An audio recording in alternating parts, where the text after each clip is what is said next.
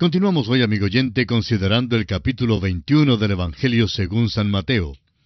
Y en nuestro estudio anterior estábamos considerando la parábola de los dos hijos.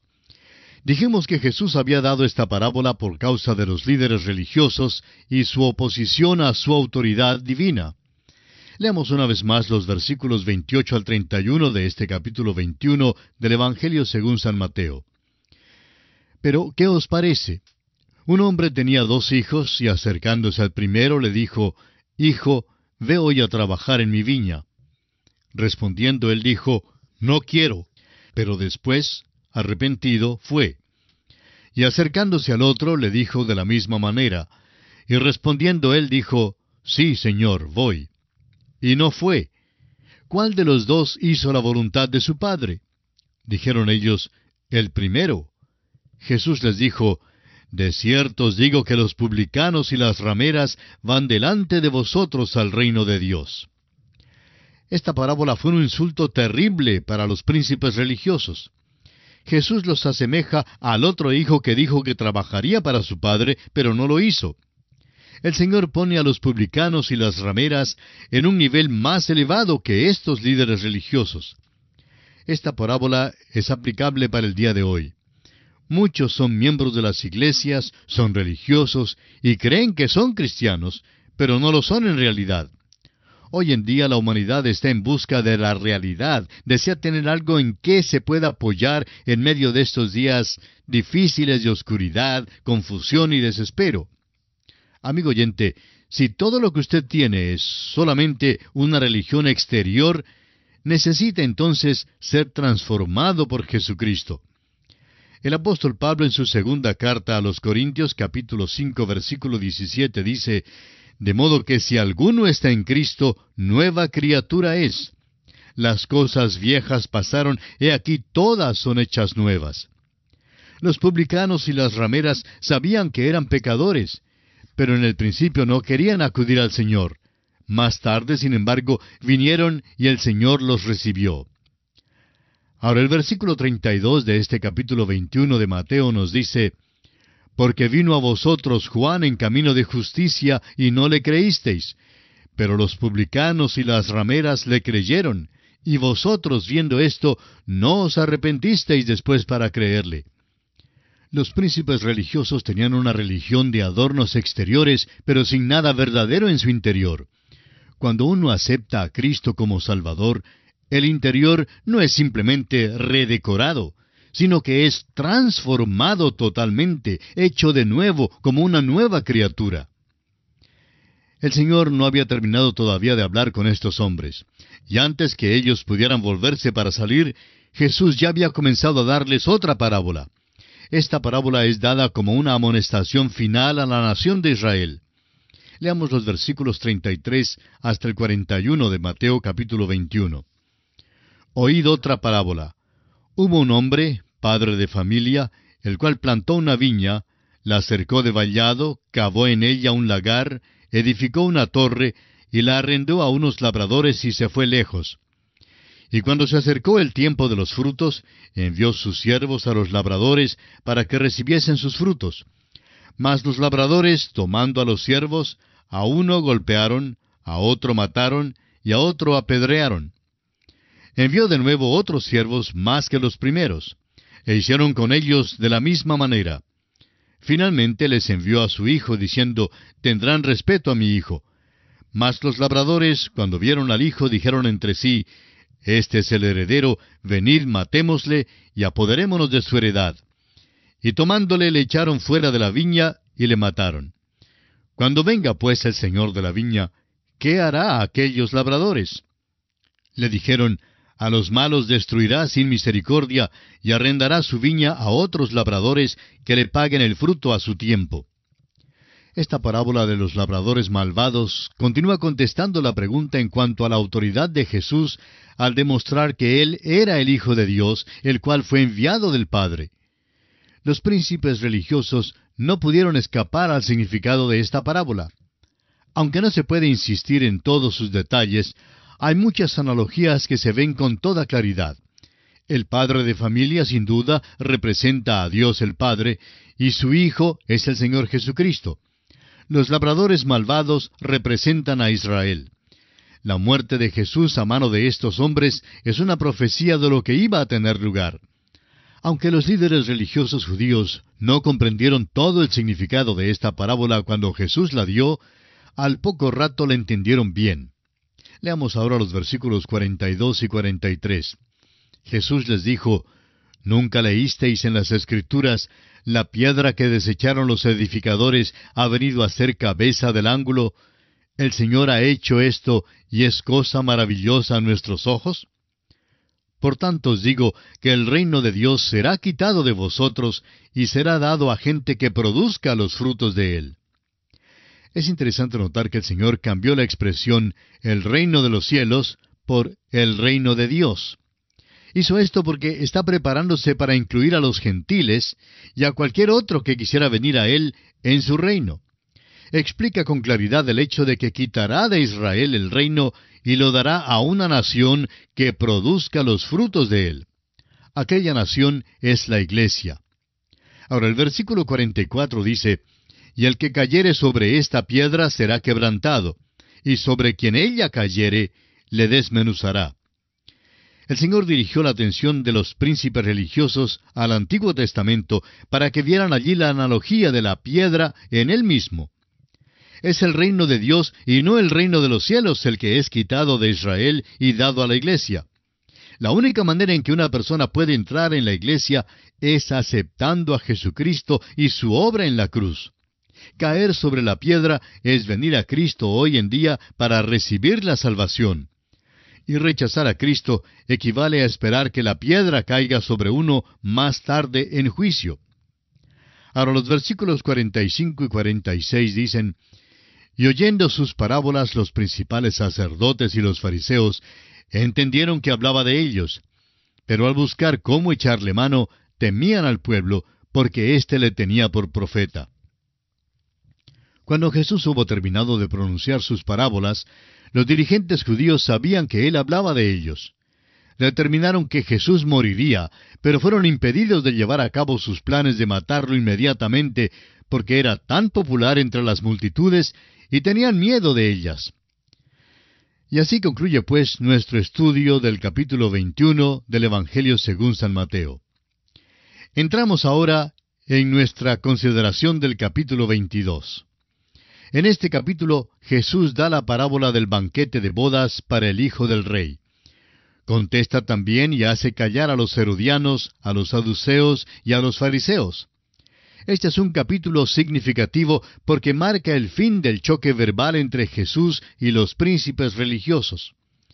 La parábola del rey que hizo un banquete de bodas es una continuación de la respuesta de Jesús a los principales sacerdotes y ancianos, respuesta que comenzó en el capítulo 21 con las parábolas de los dos hijos y del padre de casa que demanda el fruto de su viña. La parábola del banquete de bodas en este capítulo es otra respuesta enfática a estos príncipes religiosos. Revela que Dios extenderá a todo el mundo la invitación del Evangelio. Luego siguen las respuestas penetrantes de Jesús a tres grupos destacados de la nación judía en aquel entonces: los herodianos, los saduceos y los fariseos. Vamos a mirar un poco en detalle a estos tres grupos. Primero, los herodianos eran un partido político que favorecía a la casa de Herodes. Acudían a aquella casa para buscar libertad del odioso yugo romano. Era un partido estrictamente político y no religioso. En segundo lugar, los saduceos eran un partido enteramente religioso. Correspondían al modernista o liberal de nuestros días que se encuentra dentro de la iglesia organizada.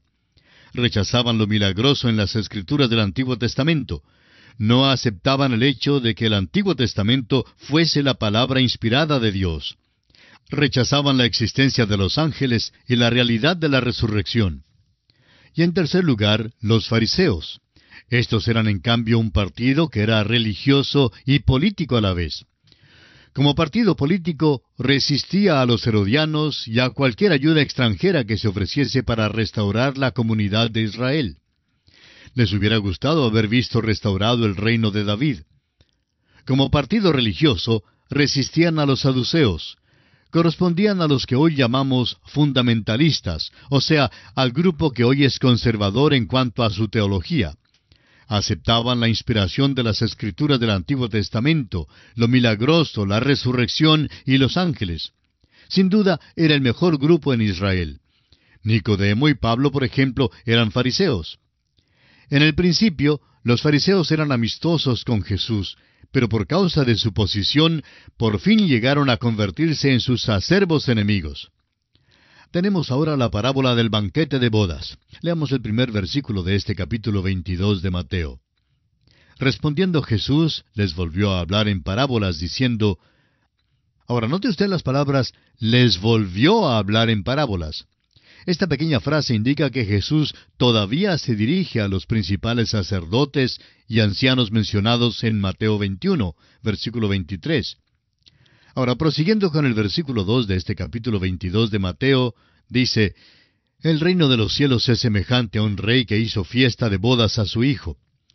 Al contar esta parábola, el Señor usa la expresión «el reino de los cielos», frase que no se menciona en ninguna de las dos parábolas precedentes. Esta parábola es paralela a las parábolas de Mateo capítulo 13. El énfasis está sobre cómo y por qué empezó esta edad, y no en cuanto a la conclusión de la edad.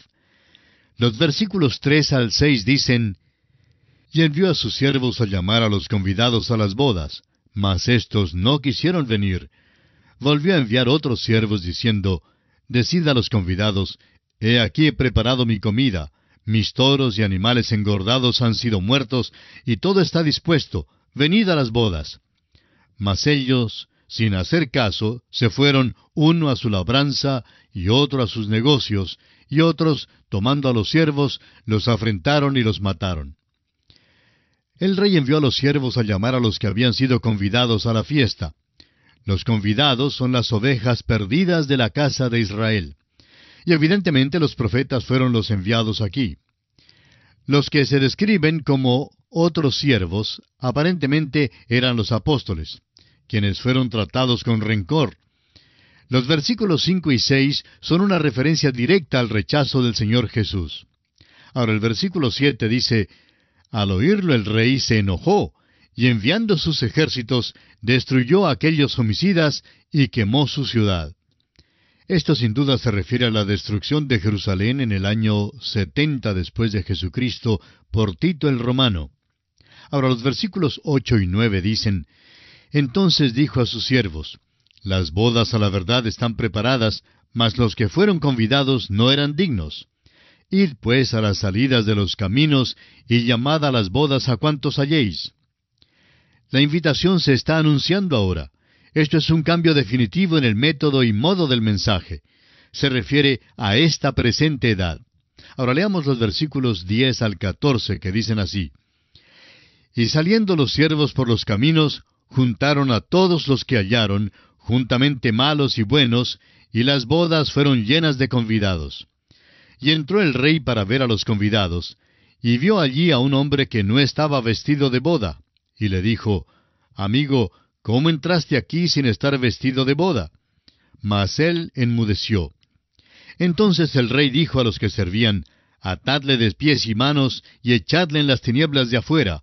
Allí será el lloro y el crujir de dientes, porque muchos son llamados, y pocos escogidos. Puesto que la invitación es para todos, existe el peligro de venir sin satisfacer las demandas o condiciones del rey. El vestido de boda es la justicia de Cristo, la cual es esencial para la salvación y es provista a todos aquellos que creen. El apóstol Pablo lo explica en su carta a los Romanos capítulo 3, versículos 21 y 22, diciendo, Pero ahora, aparte de la ley, se ha manifestado la justicia de Dios, testificada por la ley y por los profetas, la justicia de Dios por medio de la fe en Jesucristo para todos los que creen en Él, porque no hay diferencia. No se puede venir a las bodas sin llevar el vestido de bodas. Hay muchas personas que dicen que correrán su riesgo ante Dios y que le hablarán cuando estén en su presencia. En esta parábola, el hombre sin vestido de boda quedó sin palabras ante el rey. Amigo oyente, de usted depende si desea o no llevar el vestido de bodas. La invitación ha sido extendida a todos, pero tendrá usted que venir de acuerdo con las condiciones que el rey ha fijado. Ahora veamos la respuesta de Jesús a los herodianos. Los enemigos de Jesús lanzan ahora su furioso ataque final contra él. Los herodianos fueron los primeros en llegar. Eran un partido únicamente político y favorecían la casa de Herodes. Acudían a los de aquella casa buscando liberación del yugo romano. Al parecer fueron usados por los fariseos, quienes les habían sugerido lo que debían decir. Ahora es muy posible que muchos de los fariseos también fueran herodianos. En este caso, cuando los herodianos vinieron a Jesús, fue con el problema particular de ellos con respecto a dar tributo a César. Leamos los versículos 15 y 16 de Mateo capítulo 22. Entonces se fueron los fariseos y consultaron cómo sorprenderle en alguna palabra. Y le enviaron los discípulos de ellos con los herodianos, diciendo, Maestro, sabemos que eres amante de la verdad, y que enseñas con verdad el camino de Dios, y que no te cuidas de nadie, porque no miras la apariencia de los hombres. Los fariseos se pusieron de acuerdo con los herodianos sobre esta cuestión política. Ahora el versículo 17 dice, Dinos pues, ¿qué te parece? ¿Es lícito dar tributo a César o no? Esta era una pregunta maliciosa. Si el Señor decía que no, entonces sería considerado un traidor a Roma. Si decía que sí, entonces no podía ser su verdadero Mesías. Así que pensaban que lo habían puesto entre la espada y la pared.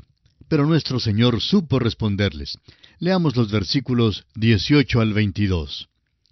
Pero Jesús, conociendo la malicia de ellos, les dijo, ¿Por qué me tentáis, hipócritas? Mostradme la moneda del tributo. Y ellos le presentaron un denario. Entonces les dijo, ¿de quién es esta imagen y la inscripción? Le dijeron, de César.